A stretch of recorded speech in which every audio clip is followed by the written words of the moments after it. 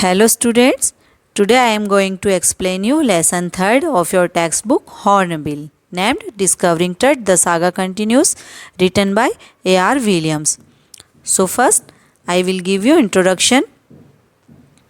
ये जो स्टोरी है A.R. विलियम ने लिखी है। तो ऑथर ने इसमें बताया हमें कि जो सालों पहले एक महान सभ्यता थी उसकी स्थापना हुई थी इजिप्ट में, और उसमें कई पावरफुल रूलर्स थे, रॉयल फैमिली थी, उन्होंने वहाँ पर राज किया था, रूल किया था। तो वो जो रूलर्स थे सभी बाद में क्या हो गए थे, उनकी डेथ हो गई थी, केवल उनके टॉम्ब्स ही वहाँ पर मकबरे बचे थे, और वो केवल टॉम्ब्स में उनकी ममीज़ मतलब उनकी लाशें थी। लेकिन वहाँ के लोग क्या बिलीव करते थे कि शायद ये वापस आएंगे और यहाँ पर शासन करेंगे। तो उसमें जो सबसे लास्ट रूलर था उस पूरी रॉयल फैमिली में, उनका नाम क्या था, किंग टट। तो वो लास्ट रूलर थे और उनकी भी डेथ हो चुकी थी। और कैसी डेथ हुई थी इनकी, अनएक्सपेक्टेडली, मतलब सोचा नहीं था शायद, और बहुत यंग थे तभी उनकी डेथ हो गई थी। और जो उनका टॉम था उसका डिस्कवर, मतलब उसके मकबरे का डिस्कवर 1922 में हॉवर्ड कार्टर, जो कि एक इंग्लिश आर्कियोलॉजिस्ट थे, उन्होंने बहुत लंबे समय में उसको सर्च किया था, और फिर उन्होंने देखा कि एवरीथिंग जो भी वहाँ पे था वो सब कुछ वैसा का वैसा ही था। तो जब वो टट की डेथ हुई थी वो कैसे थे, बहुत ही यंग थे, और वो अपने उस रॉयल फैमिली के सबसे लास्ट वाले रूलर थे। तो जब उनकी डेथ हो गई थी तो फिर उन्हें क्या किया था, बहुत सारे गोल्ड में लाद कर और उनको दफना दिया गया था, और लोग फिर धीरे धीरे उनको भूल भी गए थे। लेकिन 1922 में जब उनके टॉम की, उनके मकबरे की खोज हुई, तब लोगों के मन में फिर बातें आने लगी कि उनके साथ क्या हुआ होगा, उनकी मृत्यु कैसे हुई होगी, और फिर सभी ने ऐसा संभावना लगाई कि शायद उनकी मृत्यु किससे हुई, मर्डर की वजह से हुई, किसी ने उनका मर्डर किया है। फिर जब उनके टॉम को 80 वर्ष हो गए थे तब उन्हें निकाला गया, है ना। तो उस 80 वर्षों के बाद उनका क्या हुआ, फिर सीटी स्कैन किया गया, तब उनकी लाइफ और उनकी डेथ के बारे में बहुत सारे क्लूज़ मिले, तो जिससे हमें उनके बारे में और जानकारी मिली। तो अब हमें उनके साथ आगे क्या हुआ वो देखते हैं। तो जब ये जो राजा टट थे उनकी जब इस कब्र को उस इजिप्ट के जिस समाधि से निकाला गया, उस क्षेत्र को पूरा क्या बोलते थे, राजाओं की घाटी, क्योंकि वहाँ केवल राजाओं की समाधि होती थी। तो बाहर निकाला गया, तब क्या हुआ, बहुत तेज, जैसे ही इनकी कब्र को निकाल रहे थे वहाँ से, तो बहुत तेज विंड चल रही थी चारों ओर, और जो क्लाउड्स थे वो भी बहुत तेज़ी से उड़ रहे थे, ऐसा लग रहा था वहाँ पर जब उनको निकाला जा रहा था।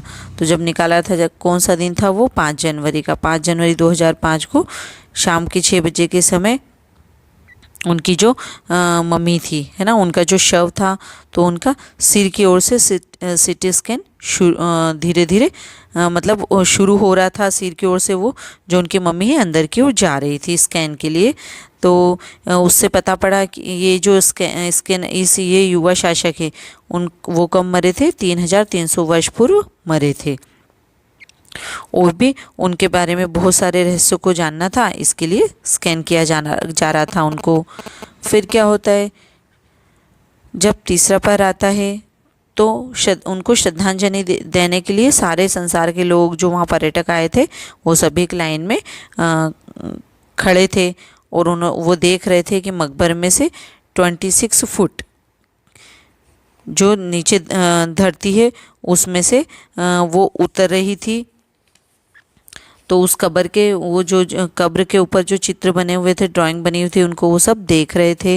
और जो टट था उनके सोने के जो गोल्ड से पूरा उनका चेहरा था, लोग उन्हें देख रहे थे, और जैसा उन्होंने उस मम्मी के नक्शे को देखा था, है ना, वैसा का वैसा सेम उसे ही कुछ उन्हें वो मम्मी दिखाई दे रही थी। और कुछ जो टूरिस्ट थे तो वो तो आपस में बातें भी कर रहे थे, कुछ गाइड में से पढ़ रहे थे, और कुछ चुपचाप खड़े थे, और ऐसा सोच रहे थे, अनुमान लगा रहे थे कि शायद उनकी डेथ हुई होगी, वो तब 18 या 19 वर्ष के रहे होंगे। और ये सोचकर काँप भी रहे थे कि फेरो का शाप शायद वास्तव में सच हो सकता है। उन्हें ऐसा लगता था कि इनकी मृत्यु जो हुई है, डेथ हुई है, वो एक शाप से हुई। तो जो कार्टर थे उन्होंने 1922 में मतलब एक निष्फल प्रयास के बाद उनके जो टॉम्ब है उसको खोज लिया था। फिर उन्होंने क्या देखा कि उसके अंदर और भी बहुत सारी थिंग्स रखी हुई थी जो कि बहुत ही आश्चर्यजनक दिखाई दे रही थी और बहुत ही कीमती थी, ऐसा लग रहा था उन्हें देखकर। और बहुत सारी, जब उन्होंने देखा कि बहुत सारी चीज़ें जो थी बिल्कुल गोल्ड से बनी हुई थी, तो ये देखकर उनका ध्यान सभी का उस ओर ही आकर्षित हो रहा था और उन्हें देखकर ऐसा लग रहा था कि जैसे वो अभी चमक उठेगी, मतलब अभी ही वो शाइन करने लगेगी और अभी ही जिंदा हो जाएगी, ऐसा लग रहा था उन्हें देखकर।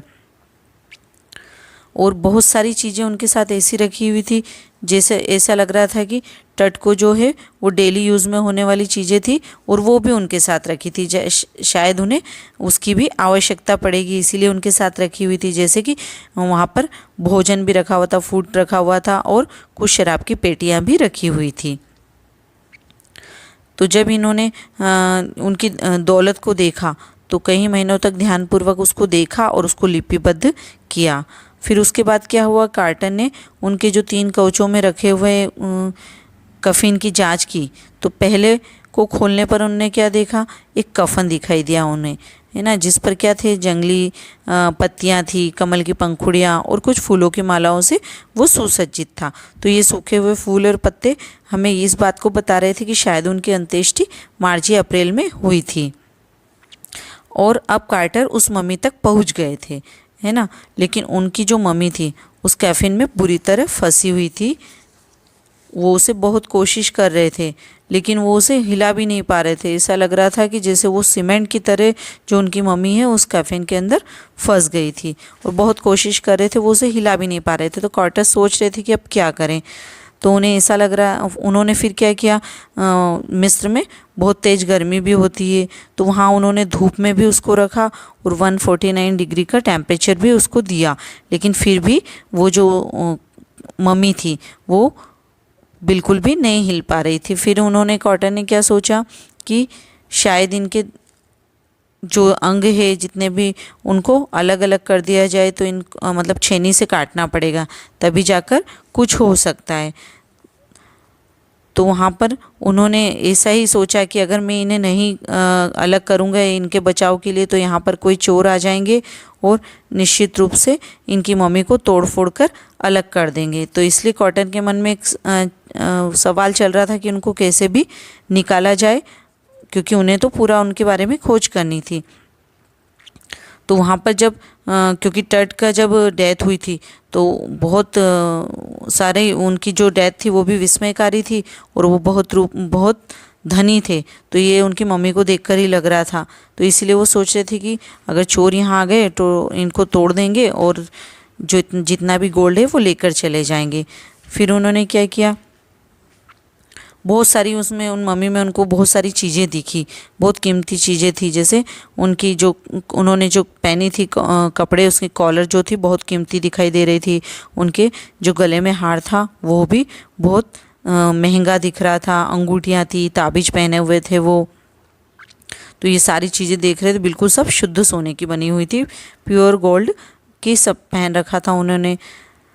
तो टट को उनके गहने से अलग करने के लिए कार्टर के आदमियों ने क्या किया, मम्मी का सिर और उनके सारे जितने भी जोड़ थे वहाँ से काट कर अलग कर दिया।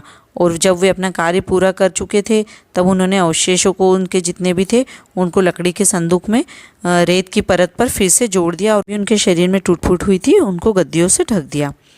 अब उनकी जो मम्मी थी वो बिस्तर पर आराम कर रही थी। फिर जैसे जैसे दशक हो गए, मतलब जैसे जैसे आगे बढ़ते गए, समय आगे बढ़ते गए और उनकी जो जिज्ञासापूर्ण रहस्यमय बातें थी मृत्यु को लेकर, वहाँ से लोगों का ध्यान उसी पर केंद्रित हो गया था।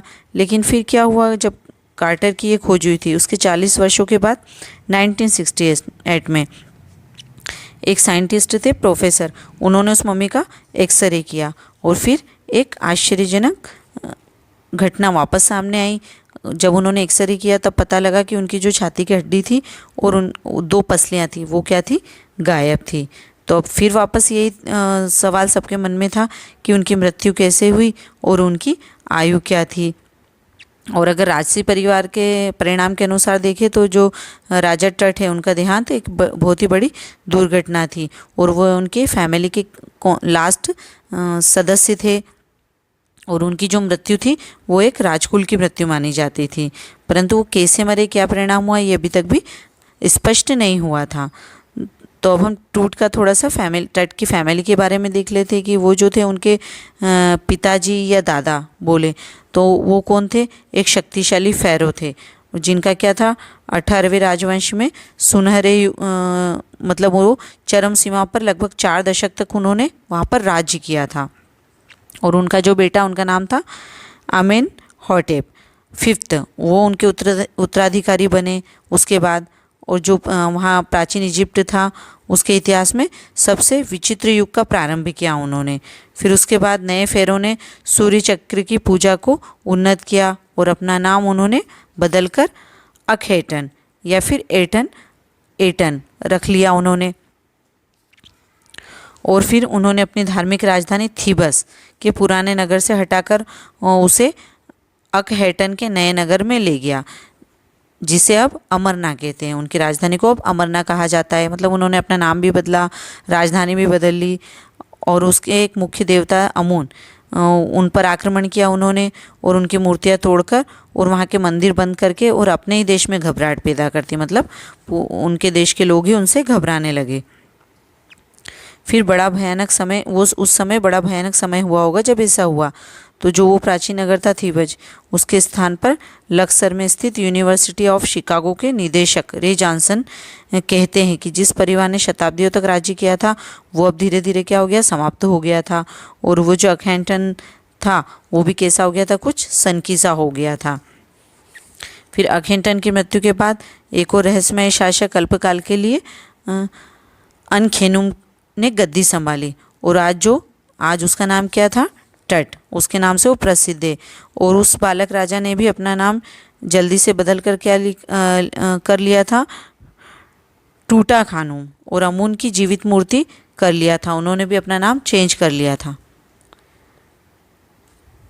और पुराने ढंग से उसका वापस से निरीक्षण किया था उन्होंने। मतलब जितने भी राजा एक के बाद एक आए वो अपने ढंग से वहाँ पर शासन कर रहे थे। तो उन्होंने भी लगभग 9 वर्ष तक वहाँ पर रूल किया, लेकिन अचानक से सडनली उनकी डेथ हो गई, जिसका अभी तक पता ही नहीं पड़ा कि कैसे उनकी डेथ हुई। तो टट की जो प्रसिद्धि थी और उनके भाग्य के बारे में ये अटकलें थी, ये माना जाता था कि वो टट जो थे उनकी जो मम्मी थी वो भी कई मम्मियों में से एक थी। मतलब कितनी मम्मियाँ थी वहाँ पर अगर अभी तक देखें तो 2003 तक जब तक कैलकुलेट करना आरंभ की थी 2003 में, तो अब तक लगभग कितनी मम्मी दिख रही थी वहाँ पर, 600। और अभी भी वहाँ पर काउंटिंग चल रही है, मतलब अभी पता नहीं और कितनी मम्मीज़ वहाँ पर होगी। तो 600 मम्मी वहाँ मिली, उसमें से एक राजा टट की भी थी। और अपने जीवन की भांति मृत्यु में भी वो अपने देशवासियों से राष्ट्रीय ढंग से आगे बढ़ा। मतलब जैसे वो जीवन में भी सबसे ज़्यादा रॉयल फैमिली से बिलोंग करते, वैसे मृत्यु में भी उनकी जो मम्मी थी उसमें से एक थी। अब जो था टट की जो मम्मी का सिर से लेकर पंजे तक एक्सरे के द्वारा परिलोकन किया जा रहा था, है ना। तो टट के सिर का अवलोकन 0.62 मिलीमीटर के टुकड़ों के साथ किया गया और बहुत सारी जटिल रचनाएं उसमें दिख रही थी, दर्ज कर रहे थे। और फिर उसके बाद क्या किया गया, टट का जितना भी शरीर था उसका चित्र तैयार करने के बाद रेडियोलॉजी और फॉरेंसिक और शरीर की रचना के जितने भी विशेषज्ञ के दल थे उन्होंने उनके रहस्यों की जांच पड़ताल करना आरंभ कर दी। फिर क्या हुआ, जब स्कैन की जाने वाली थी उस रात जितने भी श्रमिक वहाँ थे टट को एक संदूक में से मकबरे से उठाकर बाहर लाए और वे अर्थी उठाने वालों की भांति उसे एक ढलान पर और सीढ़ियों पर बढ़कर बाहर भंवरों में उड़ते हुए रेत में लेकर आए। फिर एक हाइड्रोलिक लिफ्ट के द्वारा उन्हें ट्रेलर में गए और जिस पर स्कैनर रखा था। और 20 मिनट के बाद 2 आदमी बाहर आए वहाँ दौड़कर और पास में गए और 2 प्लास्टिक के सफ़ेद पंखे लेकर लौटे, क्योंकि वो जो स्कैनर मशीन थी $10 लाख वाली वो बंद हो गई थी, क्योंकि उसे ठंडा करने वाले पंखों में क्या रेत भर गया था। तो वहाँ पर कुछ लोग खड़े थे, वो घबराते हुए मजाक भी कर रहे थे कि फ़ेरो का शाप शायद सही है। फिर लास्ट में क्या हुआ, जितने भी पंखे वो लेकर गए थे वो पूरा काम होने तक ठीक ठाक उन्होंने अपना काम किया, और उन्होंने ये देखा कि ये पंखे ख़राब नहीं है। उसे परखने के लिए उन्होंने उन शिल्पियों को, उन तट के श्रमिकों के हाथ वो सौंप दिया कि ये पंखे बिल्कुल सही हैं, और वे उसे वापस मकबरे में ले गए और अपने उस कैफिन से बाहर ले जाए, मतलब जो उनकी मम्मी को 3 घंटे के लिए कैफिन से बाहर ले गए थे, उसके पश्चात वापस उन्हें वहीं पर दफना दिया गया है जहाँ पर पुजारियों ने उन्हें पहले लेटाया था। तो जितनी भी स्क्रीन हुई थी उनकी, ट्रेलर में जितने भी शिल्पियों ने कंप्यूटर की स्क्रीन पर ये टूट के कई आश्चर्यजनक चित्र देखे, है ना, वहाँ कंप्यूटर के दौरान उन्होंने देखे, उनका सिर भी देखा, बहुत सारी चीज़ें, उनकी रीढ़ की हड्डी सब स्पष्ट दिखाई दे रहे थे। और सारे चित्र में उनके साथ क्या हुआ था, उनकी जो खोपड़ी थी, उनकी पसलियाँ थी, सब बिल्कुल स्पष्ट दिखाई दे रही थी। और अब जो टेंशन था, जो तनाव था, वो समाप्त हो चुका था, और जो जाही हवास थे वो मुस्कुरा रहे थे, क्योंकि उन्हें राहत मिल गई थी कि अब कोई गड़बड़ी नहीं हुई है, कोई ज़्यादा बड़ी गड़बड़ी नहीं हुई है। क्योंकि जो पिछली रात उन्हें 1 सेकंड भी नींद नहीं आई थी, उन्हें बहुत चिंता थी, क्योंकि वो फ़ेरो के शाप से डर रहे थे। अब वो सोच रहे थे कि मैं आराम से जाकर सो सकता हूँ। तो अब जितने भी रेतीले मैदान में जितने भी धातु की सीढ़ियों से उतरकर वो सब आए थे, है ना, और वहाँ पर जो विंड चल रही थी बहुत तेज़, वो भी बंद हो गई थी, और जो सर्दी वहाँ हो रही थी और जितनी भी विंड चल रही थी, अब बिल्कुल ऐसा लग रहा था कि सब बिल्कुल शांत हो चुके हैं। और जो तट के मकबरे में प्रवेश द्वार था, वहाँ पर भी ऐसा लग रहा था कि कोई आत्मा है जो उनकी रक्षा कर रही है, और उस बालक राजा पर निगाहें रखे हुए थे। मतलब फिर भी अभी तक भी तट का रहस्य सामने नहीं आया था कि उनकी मृत्यु कैसे हुई थी। तो okay students, here your chapter is finishes. Okay, bye.